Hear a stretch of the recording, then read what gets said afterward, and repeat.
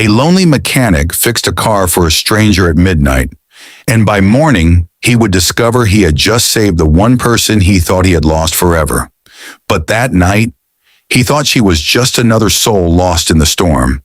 It was a Tuesday in late November, the kind of night in the Pennsylvania mountains where the cold doesn't just touch your skin, it bites into your bones.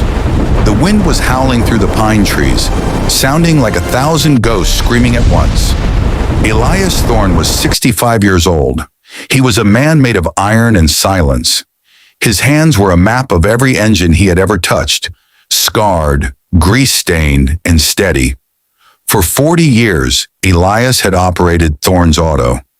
For 40 years, he had been the man people called when they were stuck between nowhere and somewhere. But Elias was more than a mechanic. He was a man carrying a heavy burden. 10 years ago, a family argument had shattered his world. His sister had walked out, his nieces and nephews became strangers, and Elias retreated into the quiet world of machines. Machines didn't argue. Machines didn't break your heart. They just did what they were built to do. He was tired. His back ached with the kind of pain that tells you your best years are in the rearview mirror. He reached for the switch to turn off the open sign, ready to crawl into his small cot in the back room. Then he saw them, two dim yellow headlights cutting through the fog and rain. They were moving slowly, stuttering. The sound reached his ears a second later, a metallic, grinding shriek. A radiator was screaming for mercy. A white sedan, covered in mud and salt, limped into the lot. It didn't stop so much as it collapsed. Steam hissed from the grill, disappearing into the freezing rain. Elias watched from the doorway. He should have stayed inside. He should have locked the door. But there is a code among men like Elias. You don't leave a driver stranded at midnight, not in this weather. He grabbed his heavy canvas coat and stepped out. The wind nearly knocked him back, but he pushed forward. The driver's side door creaked open. A woman stepped out.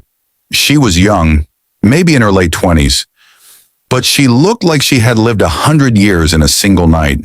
She was soaked. Her thin sweater offered no protection against the mountain air. In her arms, she held a bundle, a small blue blanket wrapped tightly around something precious. "Please," she whispered. Her voice was so low the wind almost stole it. "I don't have a phone. I don't have a spare tire. I don't have anything left, but I have to get to the city hospital. My son, he isn't breathing right." Elias didn't look at her purse. He didn't look at her car. He looked at the bundle. He saw a tiny hand, no bigger than a walnut, reach out from the blanket. "Get inside," Elias said, his voice like gravel. "Now!" The garage was a cathedral of old metal. Tools hung on the walls like holy relics. Elias pulled the car into the bay and got to work. He knew immediately that this wasn't a quick fix. The water pump had shattered. The timing belt was frayed to a single thread. It was a miracle the car had made it to his driveway at all. "How far were you going?" Elias asked, his head buried under the hood. 300 miles, Sarah said. She was rocking the baby, her eyes fixed on the floor. "I've been driving since noon. I haven't stopped." Elias paused. He looked at the clock. 12:45 a.m. "You're running on luck, girl. This car is dead." "It can't be dead," she said, her voice rising in panic. "I have an appointment at 6 a.m. It's the only specialist who can help him. If I miss this, they said it could be months before we get another chance." Elias looked at his shelves. He didn't have the pump for this model. He hadn't seen a car like this in years. He would have to wait for the morning delivery, which wouldn't arrive until 9 a.m. But then he looked at Sarah. He saw the way she clutched that baby. He saw the sheer, raw terror in her eyes. It was a look he had seen once before, in the eyes of his own mother when the farm was being lost. It was the look of a person who had reached the end of their rope. Elias remembered a car in his backyard, a car he had been saving for parts for his own personal project. It was his retirement car, a vintage beauty he hoped to restore one day. It had the same engine block. He walked out into the rain with a flashlight. He spent 30 minutes in the mud. unscrewing the pump from his own dream car. The cold numbed his fingers until he couldn't feel the wrench, but he didn't stop. Why was he doing this? He didn't know this woman. He owed her nothing. In fact, most people in town told Elias he was a fool for being so helpful. "People will take advantage of you, Elias," they would say. But Elias knew something they didn't. Kindness isn't a trade. It isn't something you do because you expect a return. It's a duty. It's the rent you pay for living on this earth. As Elias reached into the car to release the hood latch from the inside, his elbow hit Sarah's bag. It slid off the seat and hit the floor with a heavy thud. An envelope slid out. It was thick. It was heavy. As it hit the floor, it burst open. Stacks of money spilled across the dirty concrete. 50s, hundreds. There had to be $10,000 in that envelope. Elias froze. He stared at the cash. For a man like Elias, $10,000 was a fortune. It was the difference between keeping his shop and losing it to the bank. It was the medicine he needed for his failing hip. It was a chance to finally leave this lonely town and find a place where the winters weren't so long. He looked at Sarah. She had fallen asleep sitting up, her head resting against the wall, with the baby still tucked in her arms. She was exhausted. She wouldn't know. He could take one stack, just one. $500. She had thousands. She wouldn't even miss it.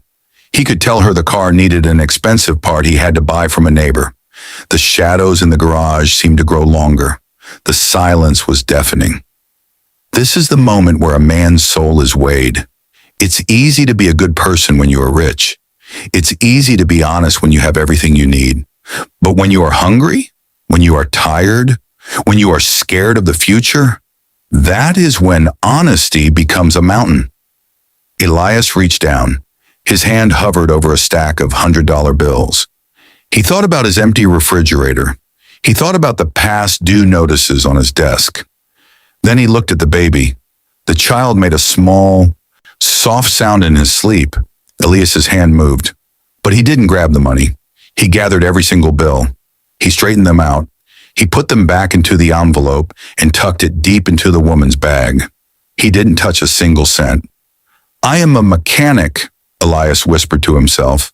"I fix things. I don't break them." The sun was just beginning to peek over the mountains when Elias tapped Sarah on the shoulder. "It's ready," he said. She jumped up, disoriented. She looked at the car, then at the clock. I fell asleep. I'm so sorry." "Don't be," Elias said. "You needed the rest. You have an hour to get to the city. If you leave now, you'll make it." Sarah grabbed her bag. She felt the envelope inside. She looked at Elias, her eyes wide. She knew he had seen it. She knew he had handled it. "You didn't ask me where this money came from," she said quietly. "It's not my business," Elias replied. "It's my life savings," she said. "I sold everything I owned to pay for my son's surgery. Every stick of furniture, my wedding ring, everything." She pulled out $200 and held it out to him. "Please take this. For the part. For the time." Elias pushed her hand back. "Keep it for the boy. He's going to need a lot more than a car repair in the coming weeks." Sarah looked at him for a long time. There were no words for the gratitude she felt. She reached out and touched his arm. "My mother told me there were still good men in the world," she said. "She said they were hard to find, but when you do, they look like heroes. Thank you, Elias." She got into the car and drove away. Elias watched her go. He didn't even know her last name. He just hoped the boy would be okay. 3 days later, Elias was back to his routine. He was working on a tractor when a man in a dark suit walked into his bay. "Elias Thorne?"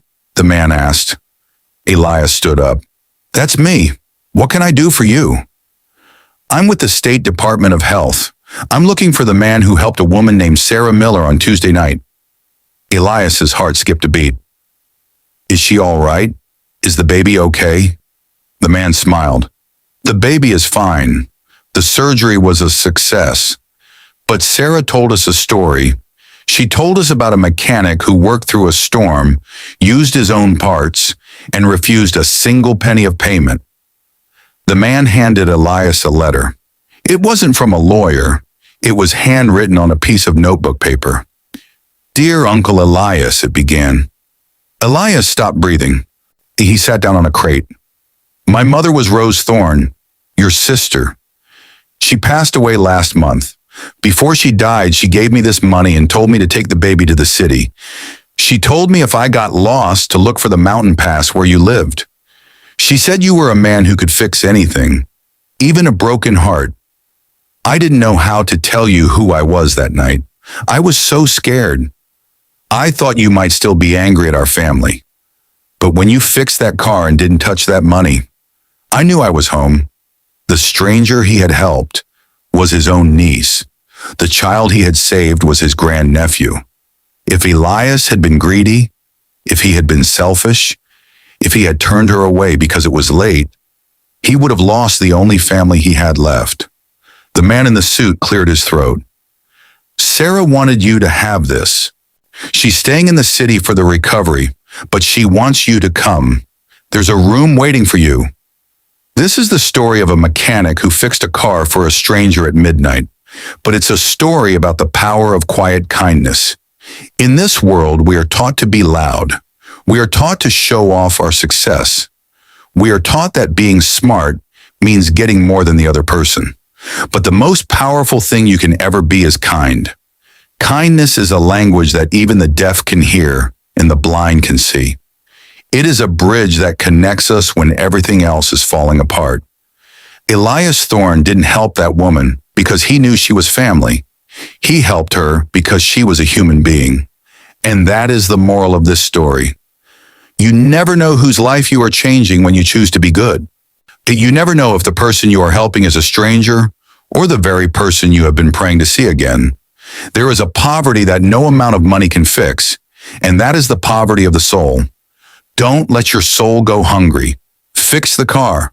Help the stranger.